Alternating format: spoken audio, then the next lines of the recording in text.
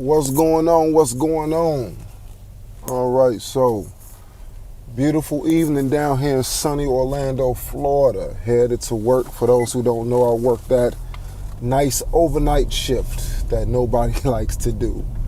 I'm one of those weird people that I enjoy I get my best thinking done at night.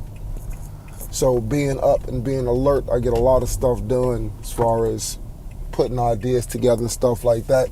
Going in a little early, so I thought I'd have a little conversation with the people while I still had some sunlight to do so.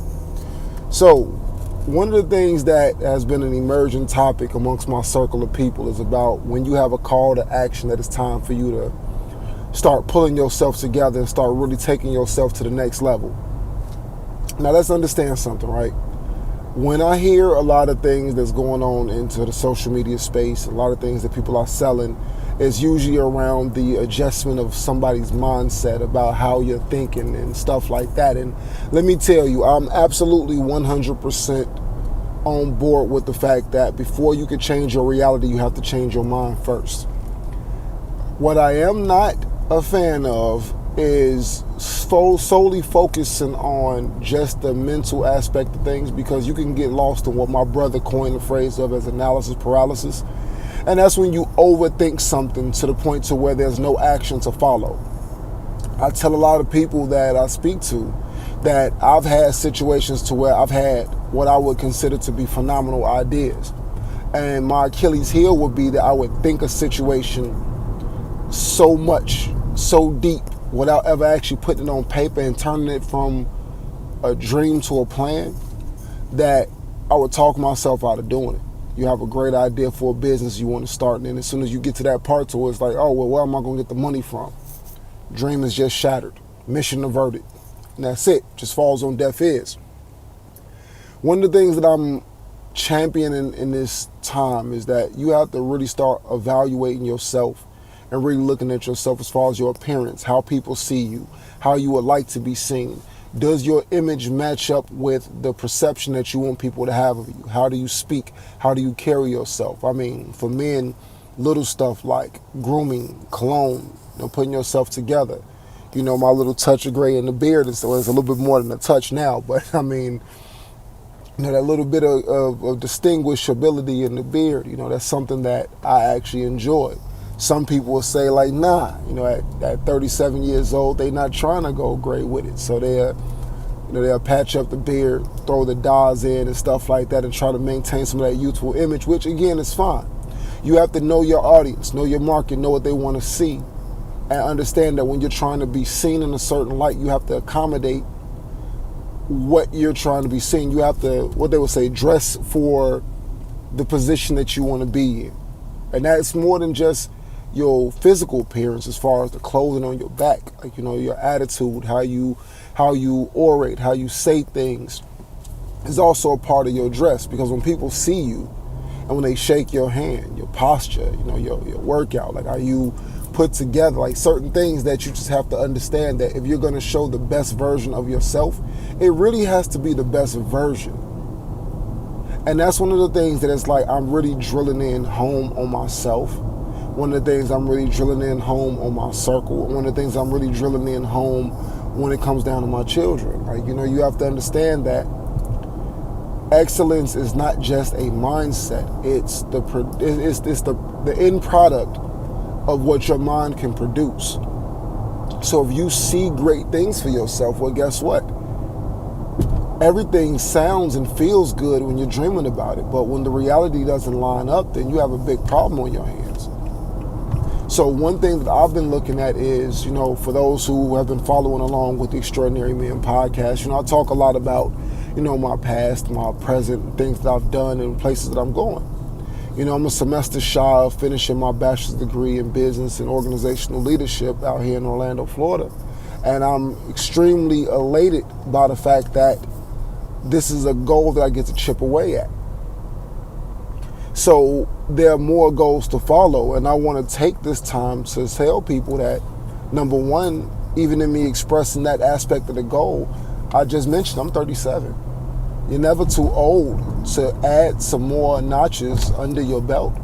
I don't care what the skill set is that you do. I don't care what the education is, as long as it's valued And that's one thing that I really want to get into as well, is that you have to understand how to identify value. Is somebody willing to pay for that?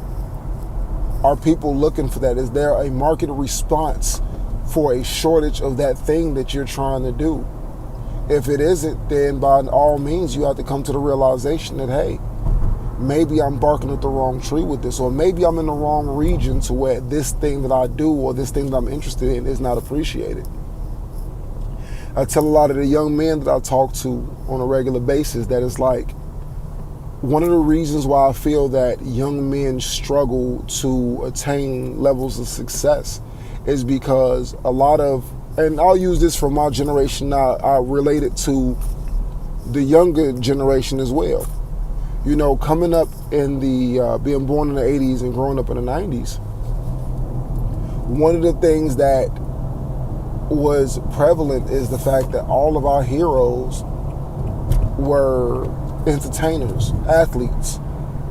So because of that, most of them were those small percentage of people who blew up young. So when you look at somebody that's 25, 26, 27, 30, I mean, Lord forbid, 30 is like, it was unfathomable. You know, you feel like you're old, you're priced out of the market, you're no longer valuable, like, you know, because you think about things in perspective to say, yeah, Jay-Z is a pinnacle of success for many people in the urban community, and I guess even outside of that community now. But he's also in his 50s. But he has been on an upward trajectory since, like, you could follow his career to when he was 18, 19. When he was rapping Jaz-O Originators, to when he was rapping with Big L, to when he was rapping with Big Daddy Kane. You know, there was so many eras that he crossed over into before he finally became the guy he was, and he became who he was at like 25 years old.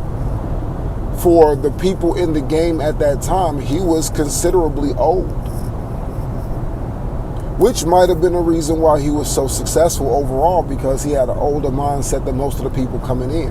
But, you know, again, nuances, neither here nor there. What I would like to say specifically, if I can't say anything else, is that you can see the difference between people who see the vision and people who are moving in the direction of the vision. Everybody can see the light. The light is alluring. It looks beautiful. It's amazing. But everybody doesn't have what it takes to actually walk into that light and go and see what's on the other side of that canyon. And that's what I would like to encourage people to do, is that you can't fear your way out of a prosperous moment. The only thing preventing you from the success that you want is your lack of understanding that there will be obstacles, there will be trials, there will be things. You may have to give up that girlfriend that you really love, or that boyfriend that you really love, because that person and their mindset does not coincide with the place that you're trying to be. And you have to understand that whatever it is that you're looking for, the people that you are currently aligned with may not be the people who were assigned to that specific vision. They may be perfect for the place that you are today, but that does not mean that they are somehow perfect for the future. Everybody isn't ready to come with you. When you pursue a track of going to get a higher level of education, everybody's not there for you. Everybody's not there. It's not because they're hating on you. It's because they can't fathom it for themselves. When you say, I'm about to start a business, and you're just expecting everybody to support you, well, they can look at the people. Can they support themselves? Some people are struggling to pay their own bills. You think they got an extra $10, $20, $30 to buy t-shirts or whatever it is that you're selling? Like, they can't fathom the understanding of support.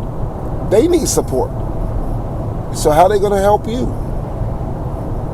So the moral of the story is that when it comes to this building process of you as an individual, you have to look at yourself and really be understanding of who you are, what you bring to the table, what you hope to bring to the table, your skills, your attributes, your business acumen, whatever the circumstances may be, and make sure that you're constantly putting your best foot forward to ensure that you're going to get the best possible outcome. Now, is there a guarantee? Absolutely not. But the one thing I can guarantee you for sure is that if you don't take the shots, you'll never make them. That's pretty much the moral of that. Anyway, this is me signing out to you guys. Thank you for tuning in to another episode of Extraordinary Men, Car Edition. Peace.